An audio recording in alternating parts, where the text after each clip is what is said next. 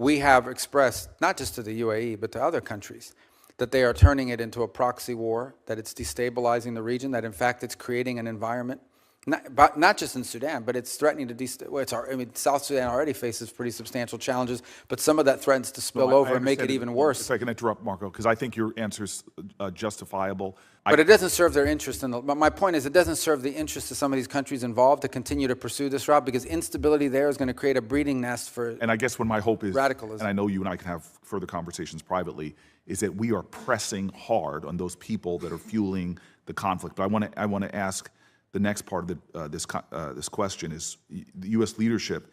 Welcome back, patriots, to Right View Nation, where we bring you the truth the mainstream media refuses to cover, and we're not afraid to say what needs to be said. Today, we're diving into a fiery exchange between Senator Cory Booker and Secretary Marco Rubio. And folks, if this doesn't show the glaring contradictions in our foreign policy and the misplaced priorities of the left, I don't know what does. Let's break this down. Senator Booker, in his usual emotional grandstanding, launched into a dramatic monologue about Sudan, calling it the greatest humanitarian crisis on earth. And listen, nobody's here to deny that Sudan is in absolute chaos. Ethnic cleansing, starvation, genocide, tragedies are unfolding. But here's where the double standard smacks you in the face. The very same senator who rants about urgency in Sudan is part of the same political class that's been MIA on crises right here in America. Where was Booker's urgency when Americans were dying in the streets during the border crisis? Where was his outrage when fentanyl from China and the cartels poured into our communities? Where was his humanitarian heart when veterans were living homeless and mentally broken in the very nation they fought to defend? Crickets. Now, Booker wants to talk about drawing clear lines with the UAE, accusing them of backing groups involved in Sudanese genocide. He quoted Rubio saying it himself. Fine. But let's be honest here. What kind of foreign policy is the left even advocating? They're ready to pick a fight with allies like the UAE, while begging Iran for oil, cutting deals with China, and funding proxy wars with no endgame. Hypocrisy doesn't even begin to describe it. And let's not forget, this is the same senator who is in a party that still sends billions to Ukraine with no audits, no accountability, and no exit strategy. But here's the real kicker. I agree with what you said about it being a foreign policy crisis, the great debt and the downgrading that we just saw. To be pushing a bill right now that would add $2.7 trillion to our national debt is just outrageous. And I've been grateful for the small group of Republicans here in the Senate and a number in the House who have just called this out as plain as it is. To do this now will shake America's economy, give tax breaks to the wealthiest amongst us who are doing quite well, and not help with the current economic crisis we're facing. But that's frankly just something I didn't want to talk about right now. Where I really want to just continue our conversation about Sudan, and I know you know, as was said passionately by one of my colleagues, the gravity of the crisis that's over there. Full stop. It's the greatest humanitarian crisis on the planet Earth. There's ethnic cleansing going on, an active genocide as described by our own government and others. That people are fleeing right now with the recent attacks on Zamzam and more, but I know you're very aware of this.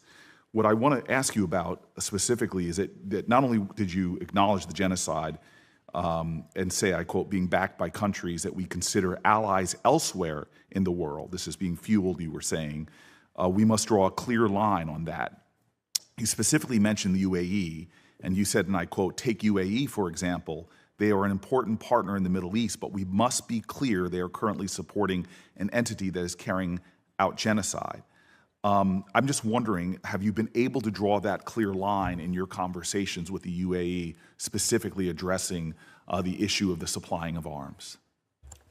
Well, again, and I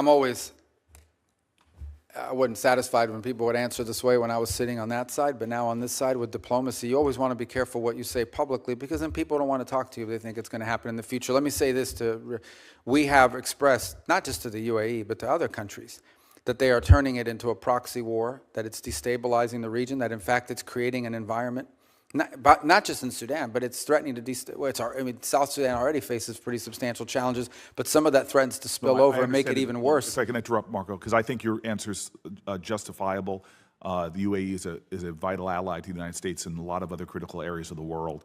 But it doesn't serve their interest but my point is, it doesn't serve the interest of some of these countries involved to continue to pursue this route, because instability there is going to create a breeding nest for And I guess when my hope is, radicalism. and I know you and I can have further conversations privately, is that we are pressing hard on those people that are fueling the conflict. But I want to ask the next part of this question is, the U.S. leadership is critical to end this. This is actually something that we can achieve, not only alleviation of the suffering, but an end of this. If a humanitarian corridor is created and respected, this is something we can help to do. Finding diplomatic resolution to the conflict is something we can do. Now, there's a bipartisan a commitment in this committee, mandate to appoint a special envoy for Sudan. We know that that kind of leadership can help address this the worst crisis on the globe.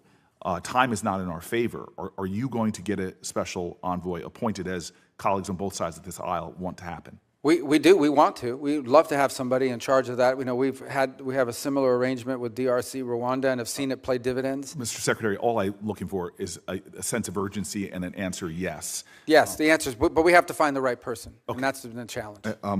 Next, 30 million people in Sudan require humanitarian assistance. In February, it was reported that, and you heard this passionately, that the freeze in humanitarian assistance is causing untold suffering. I was there myself in Chad last year and saw the role that we were playing.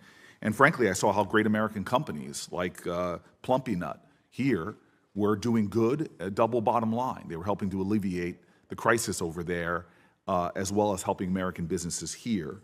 I just am hoping that you can say that you will commit to resume and even surge United States humanitarian assistance, particularly food aid, as soon as humanly as possible.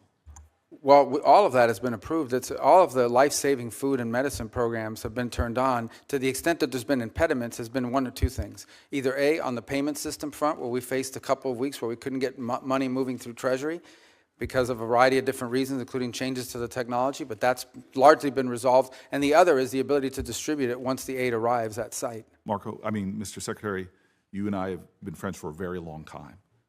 A sense of urgency is what I'm asking for right now.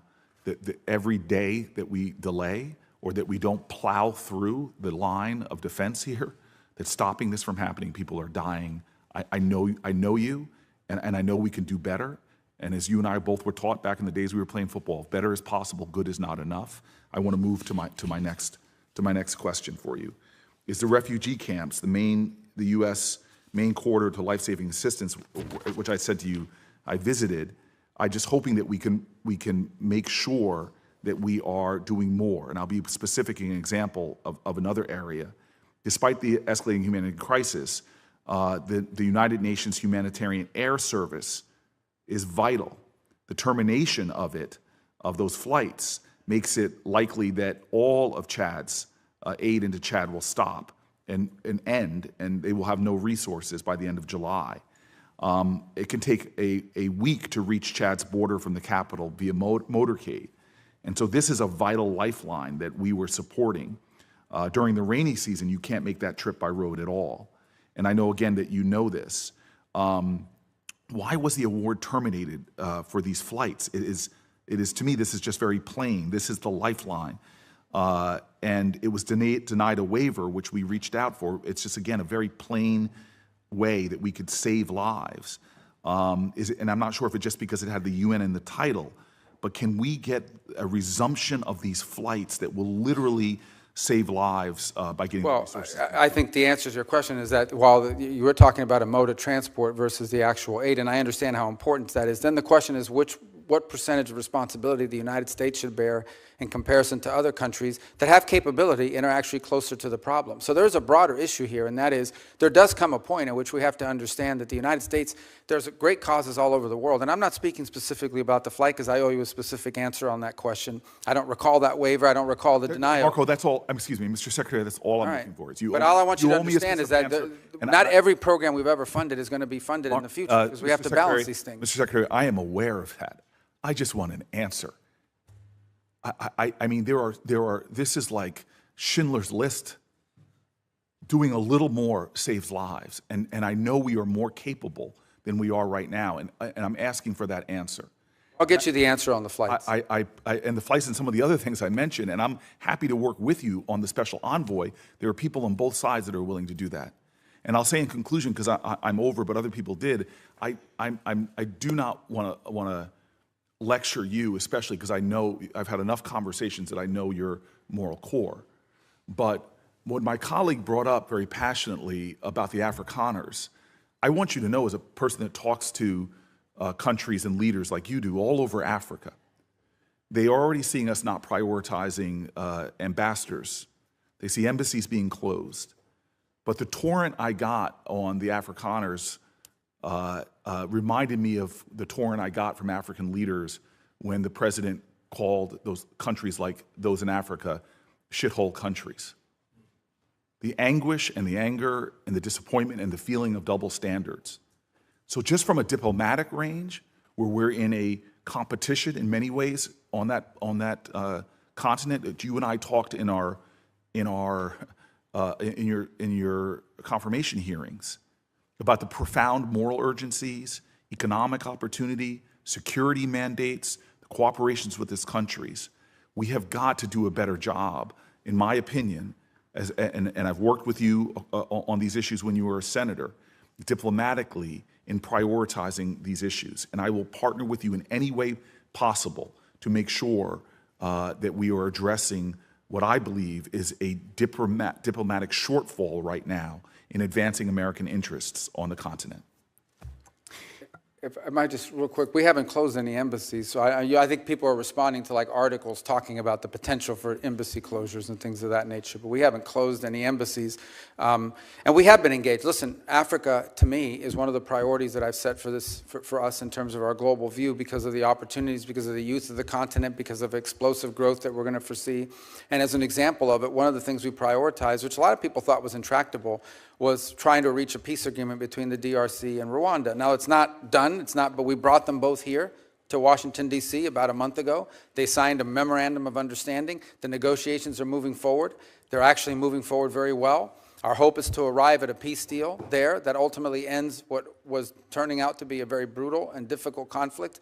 So I take your point on Sudan and the need for an envoy. We would love to find the right person to handle that portfolio because it has to be the right person. And we have played a supportive role. For example, the UK, about a month and a half ago, led a Sudan summit in London for a day, where a lot of other countries, we sent someone, we've offered to be helpful and work with them on it. But a lot of other countries either didn't make commitments or didn't live up to the commitments. The summit sort of was a minor disappointment because while everyone talks a big game around the world about it, they're not stepping up. But I take your point. I'll get you your answer on the flights because I'm not aware of that specific waiver. And on the envoy, we'd love to work with you to find the right person. And the ambassadors and other things. Booker goes off about humanitarian aid, food shipments, and UN air service waivers. He rants about logistics and missed deadlines like he's leading the Pentagon. But you know what he conveniently ignores? The budget, the debt, the American taxpayer. Oh, that's right. This whole hearing started with Booker admitting how outrageous it is that Congress is pushing a bill that adds $2.7 trillion to the national debt. He admits it's a foreign policy crisis. He acknowledges we're heading toward economic collapse. And yet, in the very next breath, he's demanding more foreign aid, more spending, more commitments overseas, while our own nation bleeds internally. Let's make one thing clear. The American people are not the global piggy bank. We've got 30+ million illegal immigrants flooding our services. We've got veterans who can't get decent health care. We've got middle-class families being crushed under Bidenflation and gas prices. And we're supposed to give a blank check to Sudan because Cory Booker feels urgent about it? And now he wants a special envoy to Sudan, another bureaucrat with a fancy title, a fat paycheck, and a taxpayer-funded mission to coordinate diplomacy. That's DC talk for more spending, more delay, no results. Senator Booker says he visited Chad and wants America to surge humanitarian aid immediately. That's touching. But when was the last time he visited the south side of Chicago? When was the last time he demanded urgent aid for Appalachia? Where's the surge of aid for the forgotten American? Host leans in, voice sharpens. And let me remind you, the same UN programs he defends are run by globalist bureaucrats who trash American values at every opportunity. They want our money, not our morals. Rubio, and I don't always agree with him, at least showed some restraint. He didn't take the bait. He didn't name every country involved. He said diplomacy needs to be strategic. And he's right. Because guess what, folks? You can't solve every conflict with American dollars. You can't fix centuries of tribal warfare with a U.S. envoy. And you sure as hell can't buy peace in Africa while you're bankrupting your own nation. Booker says this is like Schindler's List. And while his heart may be in the right place, his logic isn't. If we want to help the world, we need to fix America first. Strong at home, respected abroad. That's how you project power. That's how you earn trust. Not by virtue signaling in Senate hearings. Let's be crystal clear. America cannot be the world's emergency response team while our house is on fire. We've got to prioritize our own. Rebuild our strength. Defend our border. Put America first, unapologetically. Thanks for watching, Patriots. Smash that like button, subscribe, and drop a comment if you're tired of globalist distractions and want to see real leadership right here at home. Until next time, stay bold, stay proud, and stay right. This is Right View Nation.